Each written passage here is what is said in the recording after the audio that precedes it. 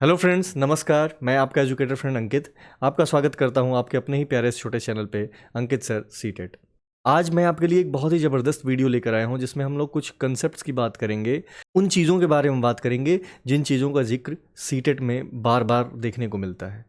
जैसे जैसे जीन पियाजे साहब हो गए, कोहलबर्ग हो गए, वाइगोत्स्की हो गए। ये लोग ऐसे हैं जिनका प्रभाव सीटेट के ऊपर बहुत ज़्यादा है। तो आपको सीटेट यदि क्वालिफाई करना है तो आपको इनके कंसेप्ट्स को इम्प्लीमेंट करना आना चाहिए, ठीक है। तो यदि आप इस वीडियो के साथ आज जुड़ते हो ना, तो आपको पियाजे साहब तो आज बिल्कुल समझ में आ जाने हैं।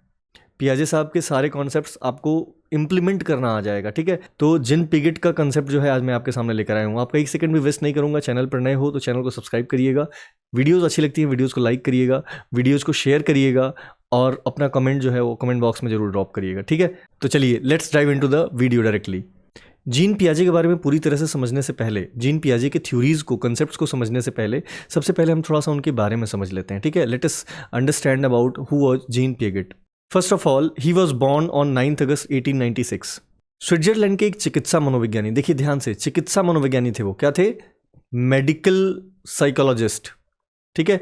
यानी वो चिकित्सा विभाग से संबंधित थे, ठीक है। उन्होंने बाल विकास में बहुत श्रेष्ठ कार्य किया। बाल विकास में यानी कि चाइल्ड डेवलपमेंट में बहुत सारा अपना योगदान दिया, बहुत सारा योगदान दिया।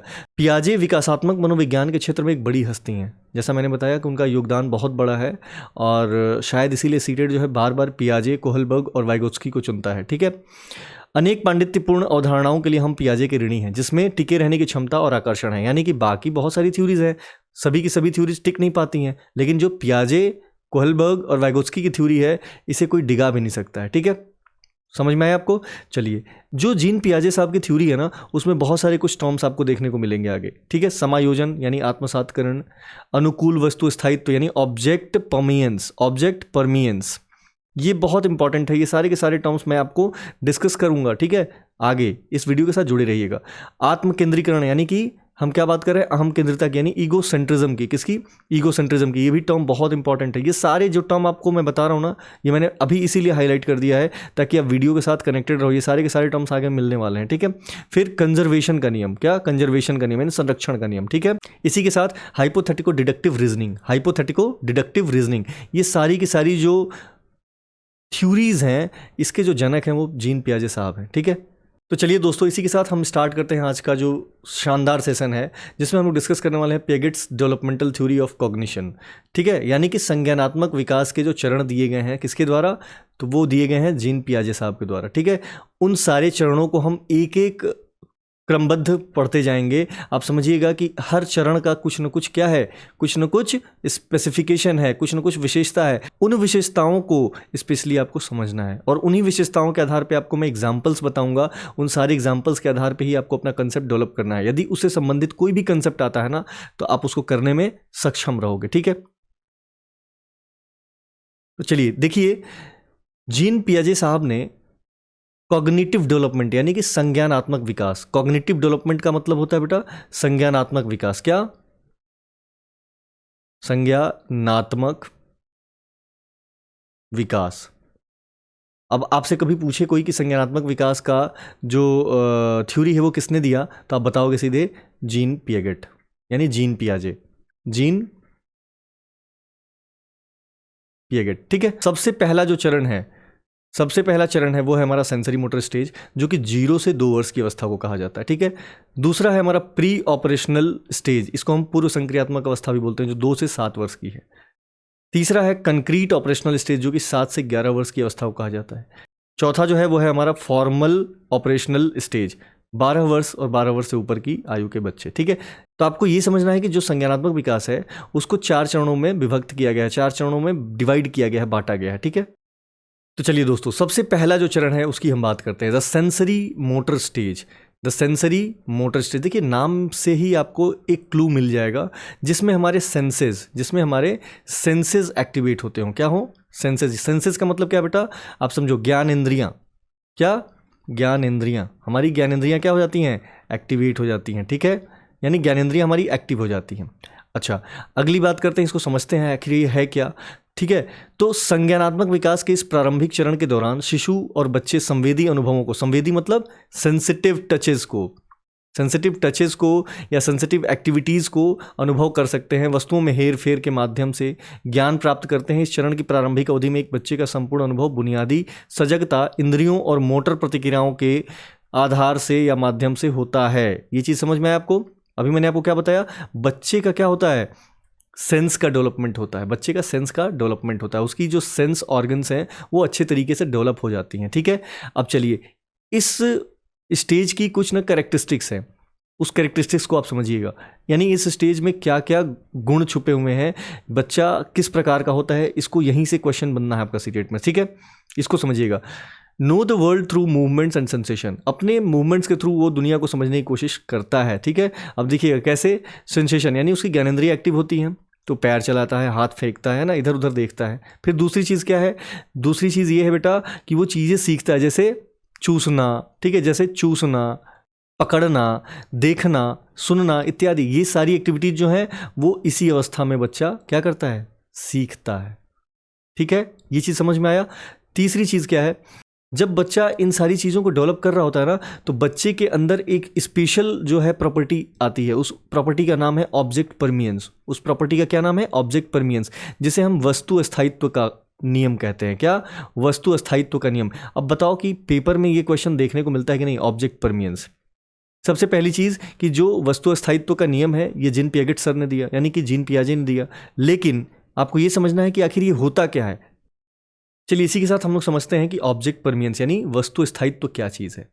वस्तु स्थायित्व का जो नियम है वो क्या कहता है, समझिएगा। मान लीजिए छोटा सा बच्चा 0 से 2 वर्ष की अवस्था का बच्चा है, वो क्या करेगा, अपना खिलौना वहीं पे ढूंढेगा जहाँ पे वो खिलौना रखा रहता है। यदि मैंने उसका जगह बदल दिया, मान लो सपोज मम्मी या पापा किसी ने उसको खिलौने को छुपा दिया, कहाँ, सपोज किसी रजाई के नीचे या बेड के नीचे, तो बच्चा क्या करेगा, बच्चा उसी जगह पर बार बार जाके ढूंढता है, उसी जगह पर बार बार ढूंढता है, और फिर वही रोना गाना चालू, मम्मी मेरा खिलौना नहीं मिल रहा है। अब ऐसा होता है कि नहीं रियल लाइफ में, आप खुद बताओ। तो ये सब चीज़ें आपको समझ में नहीं आती हैं, लेकिन ये प्रैक्टिकल नियम है, जीन पियाजे साहब ने इसके बारे में पहले ही बता दिया है। ठीक है, ये सभी की सभी चीज़ें जो है ना वो हम लोग रियल लाइफ में इम्प्लीमेंट करते हैं, लेकिन इसके बारे में हमको ज्ञान नहीं होता है ये आखिर है क्या ये। ठीक है, बस हाँ होता है जनरली। लेकिन जब आप शिक्षित हैं और उसी विधा से शिक्षित हैं, यानी आप शिक्षक हैं, बाल मनोविज्ञान आप पढ़े हुए हैं, तो आपके लिए ये चीज़ें आसान हो जाती हैं। ठीक है, अच्छा लग रहा है वीडियो, तो वीडियो को जरूर लाइक करिएगा, वीडियो को शेयर करिएगा, और ज़्यादा से ज़्यादा आप कोशिश करिए कि वीडियो के साथ कनेक्ट होइए। ठीक है, वीडियोस की टेलीग्राम पे आपको सारी की सारी पीडीएफ मिल जाएगी। टेलीग्राम पे channel name is Ankit sir seated. Ankit sir seated search करिएगा टेलीग्राम पे, आपको वहाँ पे मेरा चैनल मिल जाएगा, जिस पे आप जाके सब्सक्राइब हो सकते हो, जुड़ भी सकते हो, सारी पीडीएफ डाउनलोड भी कर सकते हो। ठीक है, चलिए ये चीज़ समझ में आ गई बेटा। यानी जो पहला स्टेज है उसमें कुछ चीज़ें मैं आपको फिर से हाईलाइट कर देता हूँ। बच्चा क्या करता है, अपने सेंसेस को डेवलप करता है, अपने ज्ञानेंद्रियों को डेवलप करता है। ठीक है, इसके बाद बच्चा सुनना, चूसना, पकड़ना, देखना इत्यादि जैसी कलाएं जो है वो सीखता है। फिर उसके बाद वस्तु स्थायित्व का नियम उसको पता होता है कि मेरी वस्तु वहीं पर रखी होगी। ठीक है, लेकिन यदि हमने क्या किया, वस्तु का स्थान बदल दिया, तो बच्चा उसको पहचानने में असमर्थ होता है। ठीक है, तो चलिए दोस्तों, इसी के साथ जो पॉइंट नंबर 2 यानी कि स्टेज नंबर 2 है जीन पियागेट थ्योरी का, वो है प्री ऑपरेशनल स्टेज। क्या है, प्री ऑपरेशनल स्टेज। ठीक है, प्री ऑपरेशनल स्टेज। देखिए आप एक काम करिएगा कि हर स्टेज को ना उसके कैरेक्टरिस्टिक्स के साथ, यानी जो मैंने उसका गुण धर्म बताया उसके साथ जरूर जुड़ेगा। देखिए जो अभी तक बच्चा था, यानी कि जो 0 से 2 वर्ष की अवस्था का था, उसके पास ऑब्जेक्ट परमियंस का ज्ञान था। ऑब्जेक्ट परमियंस मतलब वस्तु स्थायित्व का ज्ञान था, कोई दिक्कत। अब एक चीज़ समझिएगा, बच्चा जब दूसरे चरण में गया, यानी कि 2 से 7 वर्ष की अवस्था में गया, कब, 2 से 7 वर्ष की अवस्था में गया, तो उसको हम क्या बोलते हैं, प्री ऑपरेशनल स्टेज, यानी कि पूर्व संक्रियात्मक चरण। इस चरण में क्या होता है इसके बारे में हम आइए समझते हैं। क्या है, the foundation of language development may have been laid during the previous stage, but the emergence of language is one of the major hallmark of the pre operational stage of the development. अब देखो इसको ध्यान से समझिएगा, बच्चा जब पहले चरण में था, यानी 0 से 2 वर्ष की अवस्था में था, तो 2 वर्ष तक की आयु का बच्चा कुछ ना कुछ तो बोल ही लेता है। ठीक है, तो उसने अपनी समझ के अनुसार से अपनी एक भाषा क्या की है, बना ली है। ठीक है, तो बच्चे के पास कोई ज्ञान थोड़ी ना उस चीज़ का कि उसने मतलब प्रॉपर ग्रामर का यूज़ करना है या प्रॉपर इस चीज़ का यूज़ करना है। तो यहाँ तक जो है उसने अभी अब तक अपनी एक जो भाषा बनाई हुई है वो बना तो ली है, लेकिन एक्चुअली जो भाषा का विकास होना है वो इस चरण में होना है, प्री ऑपरेशनल में। ठीक है, यानी आप यहाँ पे नियमों को सीखेंगे, और जब यही भाषाई विकास की हम बात करते हैं तो सर चॉम्स्की का नाम आता है। ठीक है, सर चॉम्स्की का नाम आता है, जो भाषा विकास के जनक माने जाते हैं। ठीक है, आप ये भी समझिएगा। ठीक है, लैड का उन्होंने कॉन्सेप्ट दिया था, एलईडी। देखिए कॉन्सेप्ट बहुत सारा है, दुनिया भर का नॉलेज है, लेकिन आप जब कमेंट बॉक्स में बताओगे तब तो कि भाई हाँ ये वाली वीडियो सर बना दीजिए सर, वो वाली वीडियो, कैसे मैं बनाऊँ? मेरे पास तो जो आइडियाज़ आते हैं कि हाँ देखो ये चीज़ इंपॉर्टेंट है, तो उसको मैं जनरली आपके लिए वीडियो बना देता हूँ। चलिए, इसका जो मुख्य बिंदु है समझने लायक वो क्या क्या है, देखिए, बिगिन टू थिंक सिम्बॉलिकली, यानी चीज़ों को प्रतीकात्मक रूप में सोचता है। अब देखिए 2 से 7 वर्ष का बच्चा जो है, जैसे आपने बोला हाथी, तब वो हाथी का जो है दिमाग में उसके क्या इमेज बन जाएगा। अब वो सोचना स्टार्ट करें, हाँ हाथी, ठीक है कोई बात नहीं, वो इमेज के रूप में सोचता है। कैसे? इमेज के रूप में सोचता है। ये चीज़ आपको समझ में आ रही है? चलिए, दूसरा पॉइंट बोलता है tend to be egocentric, struggle to see things from the perspective of others. देखो, ईगोसेंट्रिक का मतलब होता है अहम केंद्रिता। अहम केंद्रिता का मतलब है कि जो मैं बोल रहा हूँ वो सही है। देखिए, ये बिल्कुल सत्य है। 2 से 7 वर्ष का बालक को आप कुछ भी समझाने की कोशिश करते हैं, वो जल्दी समझता नहीं है। उसका अपना ही कंसेप्ट, नहीं ये ऐसे होता है, नहीं वो ऐसे होता है, लाइक दैट। ठीक है, ये चीज़ समझ में आया आपको? चलिए, तीसरा पॉइंट कहता है getting better with language and thinking but still tend to think in very concrete terms. ध्यान समझिएगा, भाषा और सोच से बेहतर हो रहे हैं लेकिन फिर भी बहुत ठोस शब्दों में सोचते हैं। यानी यहाँ बच्चा किधर की तरफ अग्रसित हो रहा है? तो बच्चा अग्रसित हो रहा है किधर? ठोस नॉलेज की तरफ, ठोस ज्ञान की तरफ। ठीक है, अब चलिए इसका एक एग्जाम्पल मैं आपको समझाता हूं जिससे आपका ये कंसेप्ट पूरा क्लियर हो जाएगा। ये कंसेप्ट क्लियर हो जाएगा। Example, a child is able to use an object to represent something else such as pretending a broom is a horse. Role playing also becomes important at this stage. ध्यान से देखिएगा, role play की बात कर रहा है और pretending की बात कर रहा है। ध्यान से, 2 चीज़ों का जिक्र बहुत है, ध्यान से समझिएगा प्री ऑपरेशनल स्टेज में। पहला है रोल प्लेइंग, रोल प्लेइंग। अब रोल प्लेइंग क्या चीज़ है? ध्यान से समझिएगा, बच्चा जब 2 से 7 वर्ष की अवस्था में होता है, यानी कि जब अपने pre operational stage of cognitive development में होता है, तो यहाँ पे बच्चे को ना किसी चीज़ की कॉपी करना बड़ा मजा आता है। जैसे ध्यान से समझोगे तो मैथ्स वाले सर ने ऐसे बोल रहे थे कि देखो तुम लोग होमवर्क नहीं करोगे तो पिट जाओगे, और सर डंडा ऐसे ऐसे लेके ना सबकी तरफ ऐसे ऐसे दिखा रहे थे। तो अब ये क्या हो रहा है? रोल प्लेइंग, यानी वो बच्चे क्या करते हैं? एक्टिंग करके चीज़ों को समझाने की कोशिश करते हैं। ठीक है, तो यहाँ पे रोल प्लेइंग बहुत इंपॉर्टेंट हो जाता है। ठीक है, हंसो मत लो यार। ठीक है, तो चलिए, जो दूसरा पॉइंट है, दूसरा पॉइंट क्या है कि यहाँ पे लेट का कंसेप्ट आ जाता है। क्या? लेट का, यानी मानना। जैसे हमने कहा कि माना झाड़ू बराबर, माना झाड़ू बराबर 1 बोतल, 1 झाड़ू बराबर 1 बोतल। तो बच्चा क्या कर रहा है? अच्छा ठीक है, मानने की बात बोल रहे हैं तो ठीक है हम मान लेते हैं। यानी अब यहाँ पे जो है बच्चा तैयार हो रहा है किसके लिए बेटा? अब समझिएगा, अब सब्जेक्ट की बात करते हैं। किसके लिए तैयार हो रहा है? गणित के लिए। किसके लिए? गणितीय संक्रियाओं के लिए। यानी क्यों? क्योंकि 6 to 8 में आपको ये चीज़ पता होगी बेटा कि हमें x बराबर 1 ये सब चीज़ें अलजेब्रा में पढ़नी होती हैं। ठीक है, अब समझ में आ रहा है आपको कैसे इंप्लीमेंट हो रहा है ये सारी पेडागोजी? यस और नो? यही क्वेश्चन आते हैं। तो ये चीज़ इंपॉर्टेंट है कि नहीं, आप ये बताओ। वीडियोज़ अच्छी लग रही हैं तो वीडियोज़ को जरूर शेयर करिएगा, वीडियोज़ को जरूर लाइक दीजिएगा और कमेंट बॉक्स में अपना कमेंट जरूर दर्ज करिएगा। ठीक है, चैनल पर नए हो सब्सक्राइब जरूर करिएगा। तो चलिए दोस्तों, इसी क्रम में जो तीसरा स्टेज है हमारा जीन पियागेट कॉग्निटिव थ्योरी, वो कहता है कंक्रीट ऑपरेशनल स्टेज। वो किसकी बात करता है? Concrete operational stage. Concrete operational stage क्या होता है भाई? ध्यान से समझिएगा। तो कंक्रीट ऑपरेशनल स्टेज का मतलब होता है जब हम किसी चीज़ को ठोस की तरफ ले जाते हैं। क्या? ठोस की तरफ ले जाते हैं। ठीक है, अब ध्यान से समझिए। अब समझिएगा ध्यान से, किस चीज़ की सॉलिडिटी की बात कर रहा है? किस चीज़ की सॉलिडिटी की बात कर रहा है? तो ये नॉलेज की सॉलिडिटी की बात कर रहा है, यानी वो अपने नॉलेज को और सॉलिड बनाने की कोशिश कर रहा है। ठीक है, तो बच्चा अपनी सोच विचार की बात में क्या करता है? वो बहुत ज़्यादा ठोस होने की कोशिश करता है और अपने तर्क का प्रयोग करता है। यानी तर्क मतलब आप समझ रहे हो ना, लॉजिक। क्या? लॉजिक। लॉजिकल एज ये कहलाती है, बच्चा लॉजिक करता है। ठीक है, लॉजिकल, कब, क्यों, कैसे, कहाँ। चलिए ध्यान से समझिएगा, इसकी भी कुछ प्रमुख विशेषताएं यानी कैरेक्टरिस्टिक्स हैं, उसको भी हम लोग समझते हैं। ठोस घटनाओं के बारे में तार्किक रूप से सोचना शुरू करता है। क्या? ठोस घटनाओं के बारे में, जो सॉलिड इवेंट्स हैं उसके बारे में तार्किक रूप से सोचना शुरू कर देता है। ठीक है, अब यहाँ से बच्चे का क्या हो रहा है? संज्ञानात्मक विकास और अच्छा होना स्टार्ट हो रहा है। ठीक है, ध्यान से समझो। संरक्षण की अवधारणा, संरक्षण की अवधारणा यानी कि law of conservation. Law of conservation, ये भी जीन पियागेट का भी जस्ट हम लोगों ने पहले स्लाइड पे देखा था, संरक्षण का अवधारणा। अब समझिएगा संरक्षण की अवधारणा क्या करता है। यदि एक ग्लास और एक कप दोनों समान किस चीज़ के? कैपेसिटी के, यानी क्षमता के, वॉल्यूम के, तो उनमें जो रखा हुआ पानी है वो बराबर होगा। वो बराबर होगा। तो आप किसी को भी चूज़ करिए, कोई फर्क तो पड़ना नहीं है क्योंकि दोनों की क्वांटिटी क्या है? सेम है। तो पहले वाले जो चरण के बच्चे थे, यानी कि जो पहले और दूसरे चरण के बच्चे थे, वो इन चीज़ों में फ़र्क नहीं कर पाते, वो इन चीज़ों में फ़र्क नहीं कर पाते। ठीक है, चूँकि बच्चा क्या है अब 7 to 11 ईयर्स के बीच में है। कहाँ पे है? 7 to 11 ईयर्स के बीच में है। ठीक है, कोई दिक्कत? एक बार फिर से रिवाइज कर लीजिए। पहला वाला जो स्टेज है वो 0 to 2 ईयर्स, दूसरा वाला 2 to 7, 2 to 7, और फिर ये है तीसरा स्टेज जिसमें हम लोग डिस्कस कर रहे हैं 7 to 11 ईयर्स की बात। ठीक है, कोई दिक्कत? चलिए अब इसको ध्यान से समझिए। सोच अधिक तार्किक होती है। कैसी होती है? यानी जो उनकी थिंकिंग है बहुत ज़्यादा तार्किक होने लगती है, लॉजिकल होती है। ठीक है, लेकिन अब ध्यान से समझिएगा, यहाँ पे बहुत ठोस हो जाती है और साथ ही साथ व्यवस्थित भी होती है। व्यवस्थित मतलब अब धीरे धीरे वो क्या कर रहा है, लॉजिक के साथ अपने आप को इम्प्लीमेंटेशन करने की कोशिश कर रहा है। ठीक है, तो यानी कि अब उसके पास क्या आ रहा है, तर्क करने की क्षमता बढ़ते जा रही है। ठीक है, यानी अब वो फॉर्मल स्टेज की तरफ में जाना स्टार्ट करेगा। यानी 11 ईयर्स के बाद क्या आता है, फॉर्मल स्टेज, यानी चौथा पॉइंट वही आएगा। ठीक है, चलिए आइए मैं आपको एग्जाम्पल के थ्रू एक समझाता हूँ। तो इस बॉटल में उतना ही पानी आता है जितना हमारे पास एक छोटा सा जग है उसमें।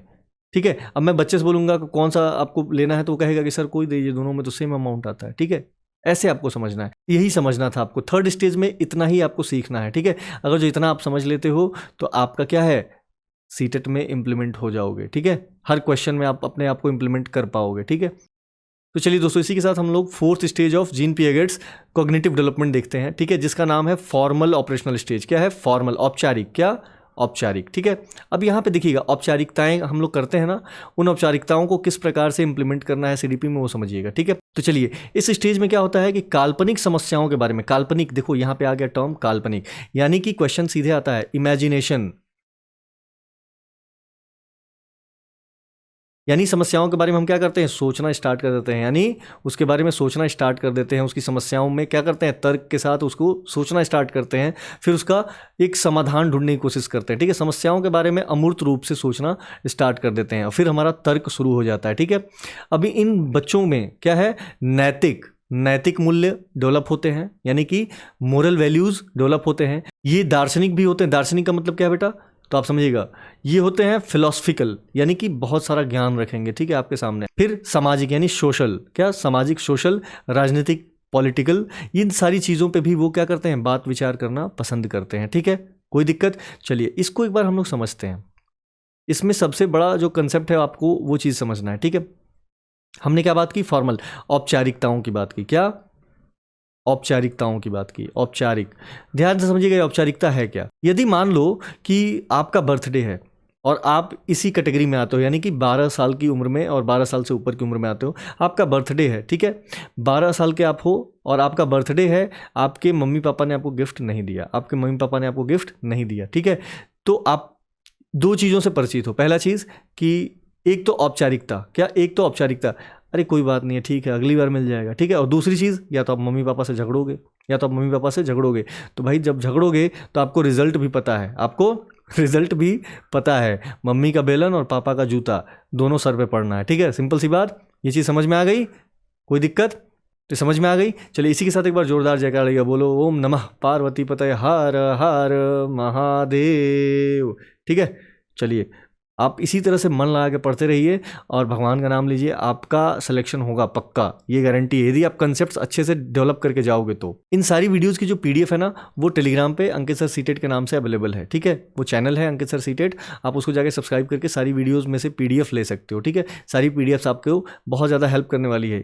ऐसा कंटेंट आपको नहीं मिलेगा कहीं पे, ये बहुत ज़्यादा मेहनत हो रही है। ठीक है, अभी भोर के 4 बज रहे हैं और मैं आपको रिकॉर्ड कर रहा हूँ। ठीक है, आप समझ सकते हो। तो चलिए दोस्तों, अब कुछ मुख्य बातों पे, यानी आउटकम पे बात हम करते हैं कि जीन पियाजे ने कुछ आउटकम्स दिए, यानी कुछ टर्म्स दिए हैं। आउटकम्स में कुछ टर्म्स दिए हैं, उन टर्म्स को समझना बहुत जरूरी है। ठीक है, ध्यान से समझिएगा।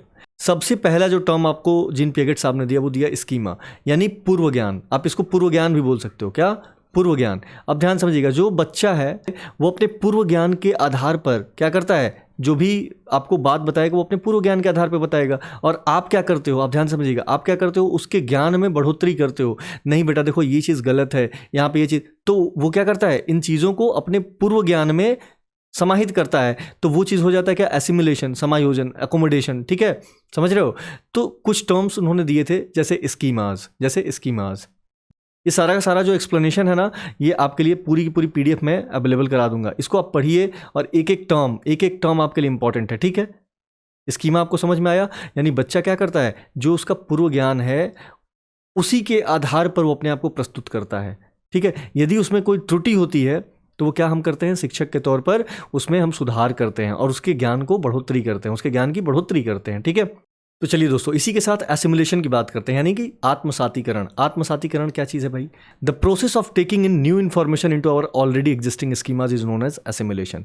यानी कि जो हमारा पूर्व ज्ञान है, इसको हम क्या बोले हैं? स्कीमा। क्या बोले हैं? स्कीमा।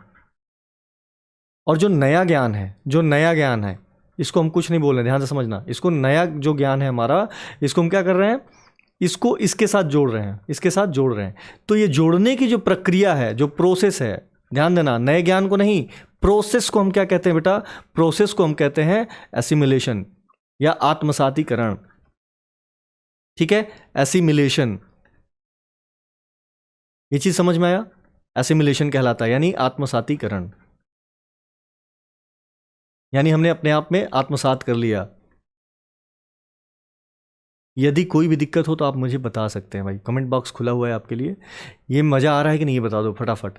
यदि मज़ा आएगा तो कमेंट बॉक्स में ज़रूर कमेंट करना, तभी अगली वीडियो आएगी। नहीं तो फिर भाई ऐसे तो वीडियोस पढ़ती रहेंगी और आप रिएक्ट भी नहीं कर पा रहे हो, है ना? क्या मतलब है? फिर वीडियोस देख रहे हो तो यार कुछ रिएक्शन वगैरह दो, मोटिवेट करो यार भाई, वीडियोस बने आपके लिए। ठीक है, समझ में आ रहा है आपको? चलिए, आप ही के लिए मेहनत हो रही है। तो चलिए दोस्तों, इसी के साथ हम लोग फाइनल आउटकम पे आते हैं, जो है हमारा अकोमोडेशन। देखो, अकोमोडेशन और असिमुलेशन ये दोनों लगभग समान है। अकोमोडेशन का मतलब क्या होता है? अनुकूलन। अकोमोडेशन मतलब अनुकूलन या समायोजन। असिमुलेशन का मतलब क्या था? आत्मसातीकरण। अब देखिए, सारे के सारे जो कंसेप्ट है ना, ये ध्यान दीजिएगा, ये जीन पियागेट साहब के हैं। किसके हैं? Gene Piaget. और आप ये कह सकते हो कि जीन पियाजे के सिद्धांत हैं। ठीक है, उन्हीं सिद्धांतों के ये क्या है? छोटे छोटे टुकड़े हैं, जो आउटकम के रूप में, यानी रिजल्ट के रूप में, ठीक है, ये बाहर निकले हुए हैं। ठीक है, इन्हीं के आधार पर जो है ना, वो सीटेट में पेपर बनता है। कोई दिक्कत? चलिए, another part of adaptation is the ability to change existing schemas in light of new information. This process is known as accommodation. अब देखो, जब बच्चा एकोमोडेट करता है ना, जैसे मान लो ये उसका पूर्व ज्ञान था, ठीक है, ये उसका पूर्व ज्ञान था, और इसमें हमने नया ज्ञान जोड़ दिया, तो यहाँ पे एक और पॉसिबिलिटी है, ध्यान से समझिएगा। जैसे मान लो हमने बच्चे को कुछ और बताया, बच्चे का जो पूर्व ज्ञान था उसके आधार में मैंने कुछ इजाफा किया, उसमें कुछ जोड़ दिया, तो बच्चा क्या करेगा? उस चीज़ को समाहित तो करेगा, लेकिन समाहित करने के दौरान कुछ प्रॉब्लम्स भी क्रिएट हो सकती हैं। जैसे ध्यान से समझिएगा, जैसे ये पूर्व ज्ञान हो गया, पूर्व ज्ञान में हमने नया ज्ञान जोड़ दिया। ठीक है, इस प्रोसेस को हम क्या बोलते हैं? एसिमुलेशन। क्या बोलते हैं? एसिमुलेशन। ये चीज़ आपने समझा। पूर्व ज्ञान को हम क्या बोलते हैं? स्कीमा। जब बच्चा ये एसिमुलेशन कर रहा होता है, तो उस समय बच्चा क्या करता है? अकोमोडेट भी करता है। यानी कि अब देखो, अकोमोडेशन में दो चीज़ें होती हैं, या तो वो पूरी तरह से ज्ञान को क्या कर लेगा? अपने अंदर समाहित कर लेगा, या फिर वहाँ पे फिर से एक क्वेश्चन आएगा कि सर ऐसा कैसे होता है? ठीक है, यानी कि बच्चे का कुछ डाउट है, तो वहाँ पर आपको फिर से क्या करना है? आपको फिर से एसिमुलेट कराना है, फिर से उसका नॉलेज बूस्ट करना है। ठीक है, यही है हमारा अकोमोडेशन। फिर चौथा चरण आता है बेटा संतुलन। क्या? इक्विलिब्रियम। जैसे जैसे बच्चे संज्ञानात्मक विकास के चरणों के माध्यम से आगे बढ़ते हैं, पिछले ज्ञान को लागू करने, यानी आत्मसात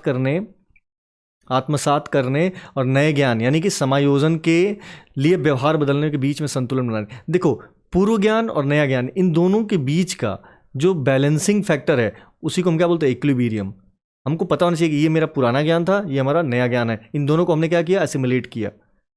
इस प्रकार से आपको जीन पियागेट बहुत शॉर्ट में, बहुत अच्छी तरीके से मैंने समझाने की कोशिश की है, और सारे के सारे जो टर्म्स हैं वो आपको पीडीएफ में मिल जाएंगे। पीडीएफ के लिए आप टेलीग्राम पे जाकर अंकित सर सीटेट चैनल को ज्वाइन कर सकते हो, वहाँ पे सब्सक्राइब कर सकते हो। सारी पीडीएफ जो है वो फ्री ऑफ कॉस्ट अवेलेबल है, वहाँ पे आप जाके एंजॉय करिए। ठीक है, मजा लीजिए। तो इसी के साथ बोलिए हर हर महादेव। ठीक है, और यदि चैनल पर नए हो, सब्सक्राइब कर लीजिएगा, और वीडियोस को लाइक कर दीजिएगा। कमेंट बॉक्स में ज़रूर अपना कमेंट शेयर करिए, और वीडियोस को शेयर करिए उन सभी दोस्तों के साथ जिन्हें इस बार सीटेट में अपीयर होना है। ठीक है, चलिए, इसी के साथ अंकित सर सीटेट पर बने रहने के लिए धन्यवाद, और फिर से मिलेंगे एक नई वीडियो के साथ।